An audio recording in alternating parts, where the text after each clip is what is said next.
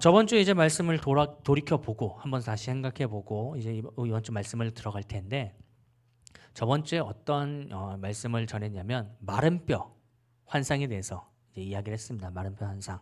그래서 하나님이 하시는 그 회복의 은혜가 얼마나 놀라운가에 대해서 이야기를 했어요. 골짜기에 마른 뼈들이 가득히 있는데 그 마른 뼈들에게 은혜가 임하자 어떻게 되죠? 뼈들이 서로 맞춰지기 시작합니다. 각자의 뼈에 맞게. 그리고 힘줄이 오르고, 그리고 살이 오르고, 가죽이 덮이고, 그리고 나서 뭐가 들어가죠? 생기가 들어갔으니 뭐가 되냐? 군대가 됩니다.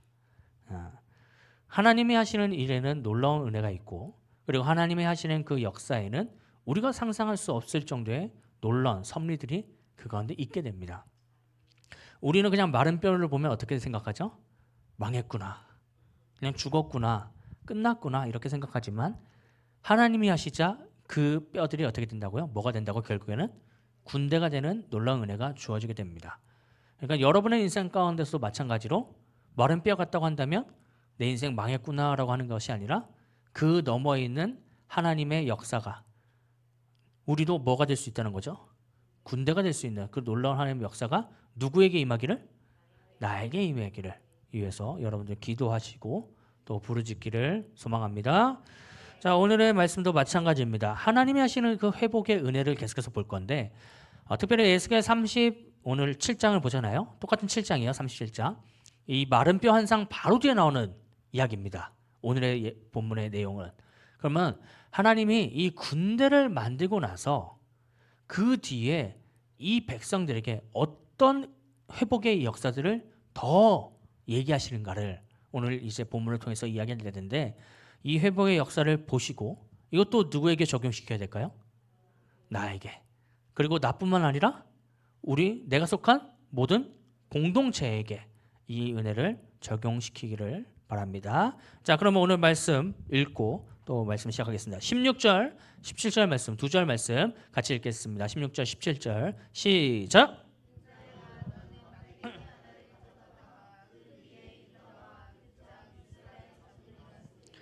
또 다른 막대기 하나를 가지고 그 위에 에브라임의 막대기 곧 요셉과 그 짝 이스라엘 온 족속이라 쓰고 그 막대기들을 서로 합하여 하나가 되게 하라. 내 손에서 둘이 하나가 되리라. 아멘. 오늘 본문에서 하나님은 에스겔에게 뭘 가지고 오라 그러냐면 막대기 두 개. 막대기 몇 개요? 두 개를 갖고 오라 그럽니다. 막대기 두 개. 그래서 하나에게는 뭐라 쓰냐? 유다와 그 짝 이스라엘 자손. 그리고 다른 거에는 에브라임의 막대기 곧 요셉과 그 짝 이스라엘 온 족속. 이렇게 두 가지를 쓰고, 그 다음에 뭐라고 하냐? 막대기를 서로 합하라라고 합니다. 막대기를 서로 어떻게 하라고요? 합하라고. 오늘의 막대기는 여러분 한번 생각해보세요. 이제 이야기를 할 텐데, 오늘의 막대기는 여러분 그동안에 우리가 막대기 하면은 뭘 포함하고 있냐면 권력을 포함하고 있습니다. 리더의 권위들을 포함하고 있어요. 모세가 들었던 게 뭘까요? 나무 막대기예요. 지팡이라고 하지만 솔직히 나무 막대기입니다. 그러니까 그동안의 리더들이 다 뭘 들고 있었냐면 나무 막대기를 들고 있었던 거예요. 지팡이 같은 걸 들고 있었어요. 그러니까 권력을 이렇게 이야기할 수 있고 어떻게 보면 리더의 영역을 이야기할 수 있는 거 아닌가라고 생각하지만 전혀 아닙니다. 오늘의 막대기는 전적인 나무 그 자체의 생명을 이야기합니다. 생명. 나무 자체로 이야기될 수 있는 그 생명에 대해서 이야기하는 거예요. 그러니까 나무는 거의 생명을 많이 이야기하기도 한데 오늘은 본문에서 나무는 생명을 이야기하는 거예요. 그렇다면 이 생명 중에서 어떤 생명을 이야기하냐? 자, 첫 번째 막대기 뭐라 쓰라했죠? 유다와 그 짝 이스라엘 자손. 반대쪽에는 에브라임 그리고 요셉과 그 짝 이스라엘 자손이라 적었잖아요. 그렇죠? 이 두 가지가 뭘 이야기하냐? 솔로몬 이후에 나라가 어떻게 될까요? 솔로몬 이후에 나라가 두 개로 쪼개집니다. 한쪽은 어떻게 쪼개지죠? 북이스라엘. 그리고 한쪽은 남유다가 돼요. 북이스라엘의 초대 왕은 누굴까요? 어렵죠? 네, 여로보암입니다. 그리고 남유다의 초대 왕은 르호보암입니다. 자, 근데 이제 이렇게 두 개가 쪼개져요. 두 나라가 두 개로 쪼개집니다. 근데 여로보암이 죄를 지은 게 있습니다. 뭘까요? 어디와 어디에 뭘 만들었을까요? 뭐 궁시렁궁시렁만 거리고 왜 얘기를 못합니까? 베델과 단에 금송아지 신상을 만듭니다. 베델과 단은 북이스라엘의 최남단과 최북단입니다. 가장 위와 가장 아래, 이렇게 나라의 가장 위와 가장 아래에 이제 금송아지 신상을 만들고, 그리고 그 금송아지를 섬기도록 합니다. 그리고 남유다에서의 큰 죄는 뭐가 있을까요? 더 많은 세금과, 기억이 안 나시나요? 성경이? 르호보암이 했잖아요. 솔로몬보다 더 많은 세금과, 그 다음에 젊은 사람들의 이야기를 듣고, 그 다음에 노인 공경하지 않은 건 아니지만 노인들의 그 어르신들의 말을 듣지 않고 젊은이의 마음에 들어서 더 어떻게 나라를 어렵게 만드는 그런 일들이 벌어졌잖아요. 근데 이제 이후로, 그러니까 이 시대 이후로 어떤 일이 벌어지냐? 남유다와 북이스라엘은 적대적 나라가 되어서 계속해서 서로 싸우기 시작합니다. 심각하게 싸워요. 엄청나게 전쟁이 많이 일어납니다. 그 두 나라가. 그래서 이 두 나라가 어떤 일들이 벌어지냐? 특별히 북이스라엘에서 어떤 계획을 세우느냐? 다른 나라를 끌어들여서 남유다를 치려고 하는 그런 일도 벌어지고, 그러다 보니까 결국 나중에 어떻게 되죠? 그 끌어들인 나라와 그리고 도움받았던 그 나라들에게 배신당해가지고 결국 그 나라가 이방의 손에 멸망을 먼저 당합니다. 북이스라엘이. 그래서 이 이방인들의 손에 그 나라가 점령당하고, 그리고 그 사람들과 혼인관계를 맺고, 그리고 그 사람들과 그렇게 살아가다 보니까 남유다 사람들이 이제 북이스라엘 보면서 뭐라 할까요? 너네들은 나라를 팔아먹은 개다. 너네들은 어떻게 이 민족을 배신할 수 있느냐? 배신자다. 이런 이야기까지 해요. 그러니까 남유다와 북이스라엘, 그러니까 오늘 유다와 에브라임의 관계는 완전히 철저하게 깨진 관계입니다. 박살이 나 있는 관계예요. 그것도 몇백 년이냐면 최소 400년 이상입니다. 그 역사의 기간이. 그 시작 때부터 지금 얘기되는 이 에스겔의 이 시작 시기까지 올 때는 한 400년 이상이 깨져 있는 관계예요. 여러분, 400년 이상 깨져 있는 관계가 지금 하나님께서 뭐 하신다는 거죠? 회복시킨다는 이야기입니다. 회복이 될까요? 어렵죠. 우리 여러분도 한번 생각해 보세요. 반에서 누구랑 마음이 안 맞아 싸웠어요. 회복이 잘 됩니까? 잘 안 되죠. 특별히 여성분들. 이게 어쩔 수 없어요. 남자는 좁히면 회복이 돼요. 주먹 다짐하면 대부분 회복됩니다. 그리고 주먹 싸우고 야 떡볶이나 먹으러 가자 이러면 대부분 회복돼요. 야 국밥 먹으러 가자 이러면 그냥 대부분 회복됩니다. 애들은 단순해요. 얘네는. 남자애들은 굉장히 단순합니다. 기분이 나빠요. 싸웠어요. 그리고 국밥이나 PC방을 한번 가요. 그럼 다시 친해져 있어요. 굉장히 단순합니다. 근데 여성분들은 어떻죠? 싸워요. 그러면 뭐 이쪽의 친구와 저쪽의 친구가 이렇게 모여가지고 궁시렁궁시렁 거리고 있어요. 그리고 이쪽 친구가 궁시렁거리면 야 저기 아유 그 뭐합니까? 그냥 차라리 싸고 말지. 근데 생각해 보세요. 제가 왜 이런 얘기를 하냐? 지금 사람 관계에서 우리가 사람 관계에서도 그런데 나라와 나라 관계에서 그렇게 적대적인 관계를 400년 동안 가졌는데 그게 한순간에 합쳐지겠습니까? 쉽지 않겠죠? 우리나라와 만약에 북한이 합쳐진다 하면요. 어떤 일들이 벌어질까요? 쉽게 한 나라가 될 수 있을까요? 전 진짜 어려울 거라고 봅니다. 굉장히 어려울 거라고 봐요. 굉장히 통일을 바라지만 통일됐다라고 생각했다고 한다면 그 문화와 왜냐하면 지금까지 나눠져 있어서 지내왔던 그 시간들 그리고 그들이 남쪽에 와가지고 겪는 어떻게 보면 문화적 충격과 우리가 마찬가지로 북쪽에 올라가서 겪는 문화적 충격 놀라울걸요? 하나가 되기 진짜 어려울 겁니다. 쉽지 않을 거예요. 근데 그것보다 더 심한 상황이잖아요. 지금 400년이라고 한다면 지금 우리 갈라진 지 한 70년 좀 넘었죠? 그렇죠? 근데 70년만 해도 이 정도인데 400년이라고 생각해 보세요. 도대체 어느 정도의 감정의 골이 나타날까요? 네, 자, 하나님께서 놀라운 일들을 벌이십니다. 뭐냐면 합치게 만들고 그걸 회복시킨다라고 하는 거예요. 근데 거기서 오늘 본문에서 봅시다. 근데 이 회복의 1번이 뭔가? 회복의 맨 처음의 방법이 뭔가?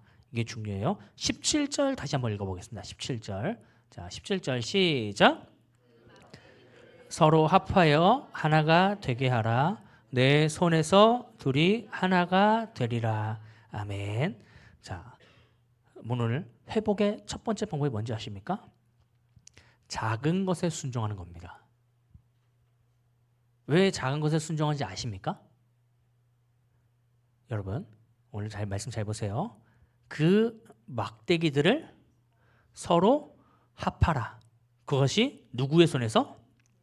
내 손에서. 여기서 내라는 이 단어의 대상은 누굴까요? 에스겔입니다. 자, 에스겔의 손에서 막대기를 어떻게 하는 거예요? 합치는 겁니다. 이게 회복의 맨 첫 번째 방법이라는 거예요. 그 말은 뭐냐? 하나님이 말씀하시는 작은 것에 순종할 때부터 하나님의 계획이 진행된다고 하는 거예요. 인간의 손에서 어떻게 보면 막대기를 합치는 거 어려울까요? 쉬울까요? 어려워? 막대기를 합치는 게? 막대기를 합치는 거 쉽죠. 그냥 이렇게 잡으면 되잖아요. 그냥 합치면 되잖아요. 두 개 포개면 되잖아요. 뭐가 어렵습니까? 하지만 그 하나님께서 말씀하시는 그 작은 것부터 시작할 때 그때 하나님의 일들이 점차 진행되기 시작한다라고 하는 거예요. 그러면 우리는 뭐부터 해야 될까요? 작은 것부터 순종할 수 있어야 됩니다. 하나님께서 말씀하시는 그 작은 것부터. 근데 하나님께서 말씀하시는 그 작은 것이 우리가 생각하는 작은 것과 같을까요? 그건 좀 아닐 수도 있어요. 왜냐면 하나님의 입장에서는 작은 거지만 우리 입장에서는 큰 걸 수도 있어요. 예를 들어 그냥 이건 장난이에요. 막대기가 우리가 생각하는 장대보다 크다라고 한다면요. 한 막대기가 한 2m 정도 돼요. 기쁨으로 여러분들 합칠 수 있겠습니까? 무거워. 막 들기도 힘들어. 합치래. 그럼 막 낑낑대면서 어떻게 해야 될까요? 합쳐야죠. 뭐 몸에 앉든 뭐 어떻게 하든 해봐야 될 거 아니에요. 근데 물론 오늘의 막대기는 그 정도는 아니겠지만 막대기니까. 하지만 만약에 하나님께서 그렇게 얘기하신다고 한다면요. 해야겠죠. 그렇지 않습니까? 그것보다 더한 거라도 합쳐야 되지 않을까요? 얘기하신다고 한다면? 그러니까 하나님의 일들은 작은 순종부터 시작된다. 이것부터 우리 기억해 주시기 바랍니다. 자, 그 다음에 18절 말씀 한번 같이 읽겠습니다. 18절 시작. 이것이 무슨 뜻인지 우리에게 아니하겠느냐 하거든. 자, 사람들이 이제 에스겔의 행동을 보면서 막대기 두 개 합치고 있을 거 아니에요. 그것도 선지자가 우리에게 회복을 이야기하고 우리에게 어떻게 보면 절망을 이야기하고 우리에게 하나님의 쓴소리를 그대로 전했던 그 선지자가 막대기 들고 설치고 있어요. 궁금해요? 안 궁금해요? 생각해봐요. 우리 담임 목사님께서 막대기 두 개를 들고 그걸 이렇게 합쳐가지고 우리 교회를 돌아다니고 있어요. 궁금할까요? 궁금하지 않을까요? 굉장히 궁금하겠죠. 이제 이해 가시죠? 머리 확 다가오죠. 이제 담임 목사님께서 그러고 계시고 있어요. 막대기 두 개를 이렇게 들고 그걸 합쳐가지고 교회를 막 이렇게 계속해서 돌아다니고 있어요. 그러면 누가 봐도 질문하고 싶을 거 아니에요? 그렇지 않나요? 누가 봐도 목사님 왜 그러세요? 뭔 일 있으세요? 그 궁금하잖아요. 에스겔도 마찬가지입니다. 그 막대기 두고 설치고 있어요. 그러면 어떻게 해요? 궁금할걸요? 굉장히. 자, 그래서 사람들이 물어봅니다. 왜 도대체 저 사람은 왜 그러냐? 막대기 2개 왜 도대체 들고 다니냐? 라고 질문할 수 있겠죠? 자, 그때 이제 하나님께서 이렇게 이야기합니다. 19절 말씀 같이 읽겠습니다. 19절 시작. 이같이 말씀하시기를 내가 에브라임의 손에 있는 바 요셉과 그 짝 이스라엘 지파들의 막대기를 가져다가 유다의 막대기에 붙여서 한 막대기가 되게 한즉 내 손에서 하나가 되리라 하셨다 하고. 아멘. 그때 하나님께서 에스겔에게 이 백성들에게 뭐라 말하라고 이야기하냐면, 자, 에브라임과 요셉이 어떻게 된다? 하나가 되게 하겠다. 그렇게 전파하라 라고 이야기합니다. 자, 근데 자, 보세요. 말씀 보세요. 19절. 하나가 되리라고 하는데 그 앞에 바뀌었어요. 단어가. 어떻게 바뀌었죠? 내 손에서라고 이야기합니다. 내 손. 여기서 나라고 하는 존재는 누굴까요? 하나님이에요. 아까 17절에 보면은 에스겔의 손에서 하나가 되게 했던 일들이 이제 나라가 합쳐질 때는 내 손, 하나님의 손에서 이루어지는 역사가 벌어지게 됩니다. 그러니까 인간의 방법으로, 인간의 어떻게 보면 행동으로 시작됐지만 결국 그 끝에 모든 것들을 주관하시고 인도하시는 그 은혜는 누구의 손에 달려 있다고요? 하나님의 손에 달려 있다라고 하는 겁니다. 근데 우리가 여기서 중요한 게 있어요. 뭐냐면, 자, 우리가 하나님께서 우리에게 말씀하신 건 뭐까지일까요? 이게 중요해요. 하나님께서 우리에게 약속하시고 하나님께서 우리에게 명령하신 것은 어디까지일까? 막대기를 합치는 것까지입니다. 이게 중요합니다. 막대기를 합치는 것까지가 인간이 할 일이에요. 이해 가셨죠? 나라가 회복되는 것은 누구의 영역일까요? 하나님이 하실 일이에요. 이 말은 무엇이냐? 생각보다 우리 인간이 하나님의 영역을 침범하려고 할 때가 굉장히 많다고 하는 겁니다. 이게 중요해요. 왜냐하면 하나님께서 우리에게 말씀하신 거는 나무를 합치는 것까지예요. 그런데 이제 그 안에서 하나님께서 분명히 말씀하셨으니까, 유다와 에브라임이 하나가 되게 하겠다라고 말씀하셨으니까, 그때부터 이제 우리의 관심사는 어디에 달려 있을까요? 어디에 이렇게 박힐까요? 유다와 에브라임의 합쳐지는 거에 관심이 가겠죠. 그렇죠? 그리고 거기에 신경을 쓸까요, 안 쓸까요? 쓰겠죠. 그렇죠? 그리고 이것이 이루어지지 않으면 어떻게 될까요? 왜 이게 이루어지지 않느냐? 불평불만하거나 내가 그것을 합치기 위해서 뭔가를 하려고 하는 노력을 할까요, 안 할까요? 할 수 있겠죠. 근데 그 영역은 철저히 인간의 것이 아니라고 하는 겁니다. 우리가 할 것은 나무 막대기를 합치는 것까지지, 그 뒤에 나라를 합치고 나라를 합치도록 만드시는 것은 하나님의 영역이에요. 하나님께서 합치고 그 뒤에 내가 할 일을 얘기하셨다고 한다면 하나님이 하실 일이 있다고 하는 그 시간들을 어떻게 해야 될까요? 우리는 기다려야 돼요. 이해 가시죠? 이제. 근데 인간이기 때문에 그것을 기다리지 못하고 인간의 방법을 그 안에 넣으려고 하는 경우들이 굉장히 많습니다. 그러니까 오늘 본문에서 굉장히 어려운 이야기예요. 하나님이 하실 일들을 기대하고 하나님 하실 일들을 기대하며 기다리고 기도하면서 계속해서 나아간다? 참 어려운 이야기입니다. 우리의 손에서 분명히 보여주기 때문에 우리는 뭔가를 하길 원하고 우리의 손에서 뭔가가 이루어지길 바랍니다. 근데 하나님의 방법은 그게 아니에요. 너는 여기까지야 라고 한다면 어떻게 하면 되죠? 거기까지예요. 그것만 하면 됩니다. 물론 하나님이 참 감사한 건 뭐냐면 하나님이 하실 수 있는 그 상황 가운데서도 인간의 순종을 바라시고 인간의 같이 일하시는 것을 굉장히 원하셔가지고 하나님께서 우리와 동역하는 그런 모습을 우리에게 허락하십니다. 하지만 우리 인간이 해야 될 건 뭐죠? 우리 사람이 해야 될 일은 하나님의 영역을 침범하면은 절대 안 됩니다. 근데 참으로 안타깝게도 우리는 하나님의 영역을 침범하려고 들 때가 너무나도 많다라는 겁니다. 그래서 오늘의 회복은 참 놀랍습니다. 뭘 이야기하냐면 순종을 이야기해요. 이 회복에는 순종이라는 부분이 굉장히 크게 들어갑니다. 근데 이 순종에는 철저하게 뭐가 이제 전제가 되어야 되냐면 온전히 하나님의 말씀을 그대로 지킨다. 이게 들어가 있어야 됩니다.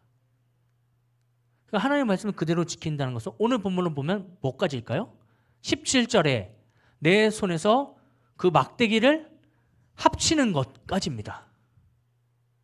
그리고 그 다음에는 기대하고 기다리고 기도하면서 나아가는 거겠죠? 여러분, 그게 정말로 어렵습니다.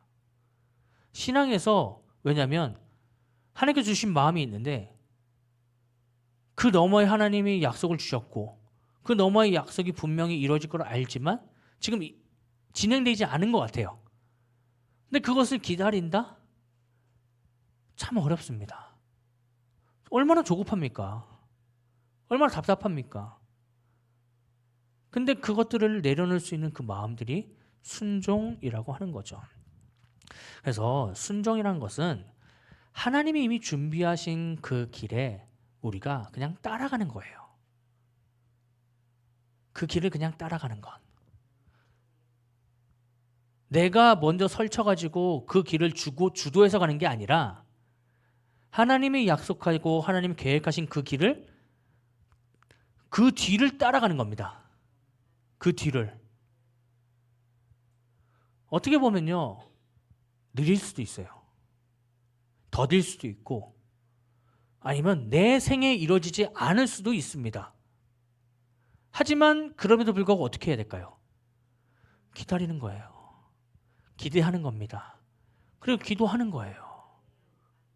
그게 진짜 온전한 순종이고 그 순종을 통해서 하나님의 회복이 이루어진다라고 하는 겁니다.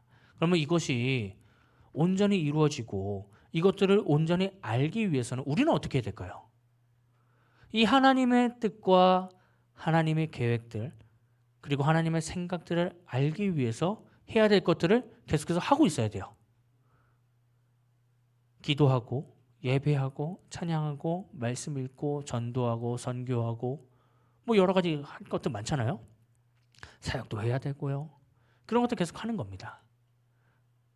내 아이에게 맡겨진 것들을 그냥 그대로 순종하면서 하나님이 주신 약속을 기대하고 기다리며 기도하는 것. 그 모습이 정말로 우리에게 나중에 결국에는 회복으로 인도하시는 그 놀라운 하나님의 역사를 누리게 된다라고 하는 거죠. 참 어렵습니다. 그래서 예전에 우물 이제 가보면 이렇게 펌프 같은 게 있어요. 이제 펌프 같은 게 있는데 이 펌프에 뭘 꼭 해야 되는지 아십니까? 물을 한 바가지를 넣어야 됩니다. 그래야지 물이 올라와요. 그 물 때문에.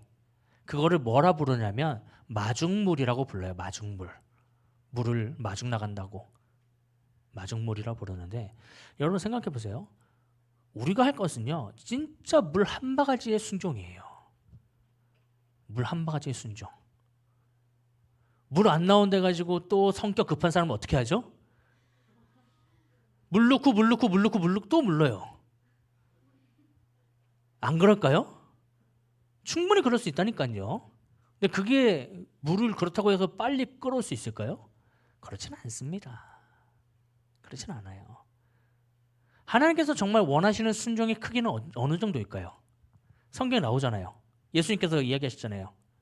이 정도의 순종, 이 정도의 믿음의 크기면 모든 걸 할 수 있다고. 겨자씨죠? 겨자씨의 크기가 어느 정도인지 아십니까? 실제 크기 0.1cm입니다. 0.1. 지름이 0.1이에요. 왜냐? 제가 이걸 어떻게 하냐면 학교에서 저 서울신대 다닐 때 교수님이 실제로 한 명당 한 개씩 이 겨자씨를 다 선물로 줬었어요. 보라고. 0.1cm예요. 진짜 작아요. 근데 그거를 뭐 보라고 이렇게 주니까 이렇게 받았는데, 여러분 생각해보세요. 0.1cm가 심겨지고 그것이 자라면은 어느 정도 크기까지 자라는지 아십니까? 겨자씨가 3m까지 자랍니다. 0.1cm가 3m까지 자란다고요. 자, 몇 배일까요? 하하, 수학이 약하네요. 바로바로 안 나는 거니까. 여러분 근데 엄청난 배수 아닙니까? 한 3,000배? 3만 배? 하여튼 뭐 3,000배든 3만 배든 여러분 생각해 보세요. 100원 넣고 3,000배 넣으면 얼마입니까? 10,000원 넣고 3,000배 해봐요. 그러면 여러분들 그 주식이 얼마나 기쁩니까? 주식 한 10,000원짜리 넣었는데 그게 3,000배가 돼요. 얼마요? 3,000만 원이 되는 거예요. 10,000원 넣는데 3,000만 원이 얻게 돼요. 얼마나 기쁩니까? 생각만 해도 기쁘네. 하지만 물론 저는 주식을 안 합니다. 주식할 돈이 없어요. 지금 치킨 먹을 돈도 없는데 무슨 뭐 주식을 합니까? 근데 우리가 생각해 보세요. 하나님께서 하시는 역사는 그것보다 더 크다는 거예요. 근데 그런 회복을 이야기하시는데 우리에게 말하신 건 뭐라고요? 큰 순종이 아니라 정말 작은 순종의 모습이라고요. 정말 큰 게 아니라 우리에게 부담되는 것이 아니라 정말 할 수 있는 것들을 주신다고요. 근데 그 할 수 있는 걸 주시면서 또 하시는 이야기가 뭐라고요? 하나님이 하실 일들은 하나님이 할 수 있도록 기다려라 라고 말씀하시는 겁니다. 정말로 여러분 진짜의 믿음은 이 뒤에 있는 뒤의 방법이에요. 막대기 2개 합치는 거 누구나 할 수 있습니다. 하지만 하나님이 하실 일들을 기대하고 기도하면서 기다리는 것, 그건 진짜 어려운 부분이에요. 여러분들이 이제 진짜로 가꿔야 될 신앙의 모습은 뭐냐? 뒤에 있는 신앙의 모습입니다. 하나님이 하실 일들을 기대하고 기다리며 기도하는 것. 이것들을 여러분이 해야 됩니다. 특별히 이제 청소년 때잖아요. 여러분들이 가장 이제 고민되고 그리고 가장 걱정하는 게 뭐죠? 여러분들의 미래겠죠. 인생의 미래겠죠. 솔직히 지금 여러분들의 미래가 희망찬 밝은 미래로서 휘황찬란하며 모든 것들이 반짝반짝거리고 기쁨의 나라 가운데서 살아갈 걸로 생각됩니까? 아니면 내 앞길은 보이지 않고 안대를 낀 것 마냥 어두우며 눈 감아봐 너의 미래야 라고 할 정도로 검고 어두티티하며 한 발짝 이렇게 발 뻗으면 떨어질 것 같은 그런 기분이 듭니까? 근데 요즘에 대부분의 청소년들은 전자일까요? 후자일까요? 후자의 느낌을 많이 받겠죠. 그럴 수밖에 없어요. 왜냐하면 사회가 지금 어둡기 때문이에요. 사회가 어둡잖아요. 뉴스만 봐도 맨날 어렵잖아요. 걱정되고 근심되며 그래서 뉴스 잘 안 봐요. 요즘 뉴스 잘 안 봅니다. 마음이 어려움만 가득해요. 뉴스 보면 시험 들 것 같아요. 근데 여러분 청소년들 생각해 보세요. 여러분들이 더 심하지 않을까요? 미래에 대해서 어떻게 보면 확신을 가질 수 없는 그런 시대 가운데 살고 있잖아요. 실제로 여러분 살다가 종말이 올 경우의 수가 더 크지 않나요? 그렇지 않을까요? 얼마나 무섭습니까? 미래가 보이지 않아요. 그러면 이 미래가 보이지 않는데 이때 하나님께서 말씀하신 게 뭐예요? 기다리고 기대하며 기도하라. 쉽습니까? 어렵습니까? 진짜 어렵죠. 왜? 실제로 나에게 이제 다가오는 시간들은 계속해서 진행되고 있는데 기대하고 기도하며 기다리라고 한다면 하나님 언제까지요? 이제 고3인데요?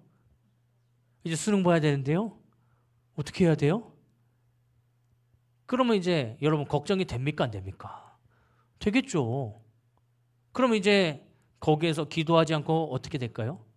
인간의 방법 쓸 수 있는 가능성이 높겠죠. 그러니까요. 이런 우리 현실 속에 살고 있습니다. 왜냐면 여러분들은 어쨌든 지금 중학교 1학년이라고 한다면 6년 뒤에는 결국 세상으로 나가야 될 환경이 주어져요. 어쩔 수 없이 제한된 시간들이 있잖아요.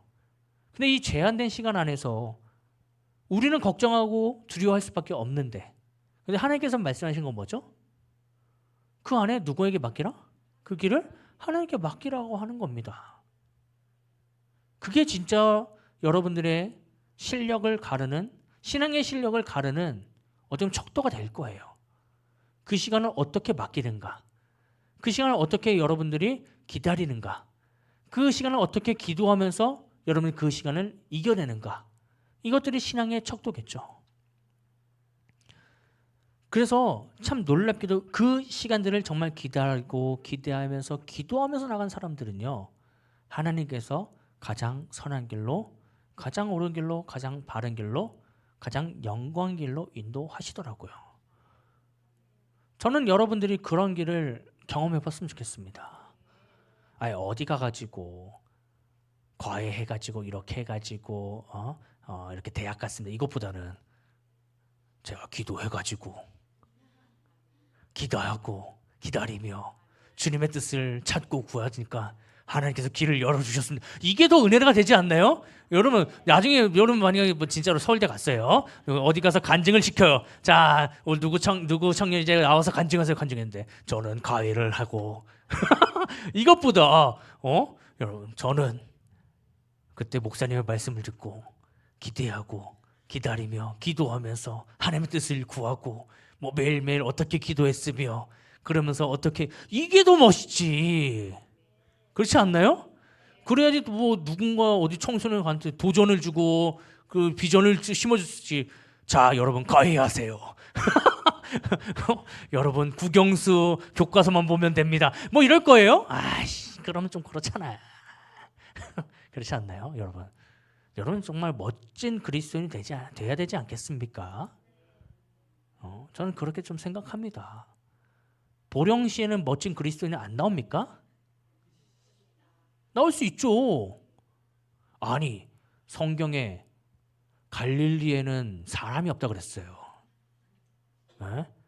갈릴리에는 인물이 없고 갈릴리에는 도저히 빗대는 게 하나도 없다 그랬어요. 근데 누가 나왔어요? 예수님이 나왔습니다. 예수님이. 갈릴리에는 인물이 없고 존재 자체가 아주 깡 시골에 아무것도 없다고 그랬는데 그곳에 누가 나왔다고요? 예수님이 나왔다고요. 사람들이 보령시에 대해서 오해하는 게 있더라고요. 큰 도시라고 생각하더라고요. 쥐뿔도 없잖아요. 알잖아요, 여러분들. 아무것도 없잖아요. 전 진짜 충남 살면서 너무 슬픕니다. 몇 년 전에는 K푸시도 없어가지고 서산에 K푸시가 생겨가지고 그게 진짜 그나마 KFC 한 번씩 뭐 서산교회 갈 때나 가지. K푸시도 없고. 내가 충청도를 봤는데 충남에 무인양품이 없더라고요. 무인양품 매장이 없습니다. 충남에. 아직 천안에 안 들어왔어요. 올해 10월인가 들어와요. 아니 충청도 없다고요. 충청도 없어요. 너무 슬픈 이야기 아닙니까? 우리 생각해 보세요. 그러면 이 동네에 아무것도 없어요. 그러면 망해야 됩니까? 그건 아니지 않나요? 이번에 친구들하고 막 얘기를 했어요. 저희 친구들하고 동기들하고 막 얘기하는데 그 친구들이 그런 얘기를 하더라고요. 주위에 여자가 없네요. 그래서 없다. 그러니까 안 믿어요. 그래서 너무 열받아서 제가 그랬어요. 내가 없다는 건 존재 자체가 없다는 거다. 그러니까 안 믿어요. 그래서 여기에 청년 인구가 몇 명이지 아냐. 그리고 그 청년 중에서 남녀를 나누면 여자는 몇 명인 줄 아냐. 그리고 그 여자 중에서 그리스도인은 몇 %일까? 그리고 그 그리스도인 중에서 믿음이 좋은 사람은 몇 명일까? 그럼 나는 지금 1%의 가능성도 없는 그런 슬픈 환경 가운데 살아가고 있다. 맞잖아요. 지금 환경 따지면 그렇잖아요. 그래서 그 친구가 그러더라고요. 동호회를 들면 어떠냐요? 그래서 내가 보령에 어떤 동호회가 있냐? 정신 나간 소리 하고 있다. 그리스도인 동호회가 보령시에 어디 있냐? 그럼 말 같지 않은 소리가 지금 있냐? 현실 파악, 서울 것들은 현실 파악을 못 하고 있다 제가 그랬어요. 우리 생각해 보세요. 정말 우리의 현실은 그렇다니까요. 얼마나 슬픈 환경입니까? 근데 여기에 온전한 그리스도인이 없습니까? 안 세워집니까? 세워질 수 없나요? 아니, 세워질 수 있다니까요. 네, 세워질 수 있는 그 방법을 오늘 제시하고 있잖아요. 우리에게 말씀하시는 건 첫 번째로 하나님의 말씀에 순종하는 것. 그 작은 것에 순종하는 것. 그리고 두 번째는 뭐죠? 하나님의 영역을 침범하지 않는 것. 그리고 세 번째는 뭐죠? 하나님의 뜻을 기대하고 기다리며 기도하는 것. 이 세 가지가 여러분의 인생 가운데 있어야 됩니다.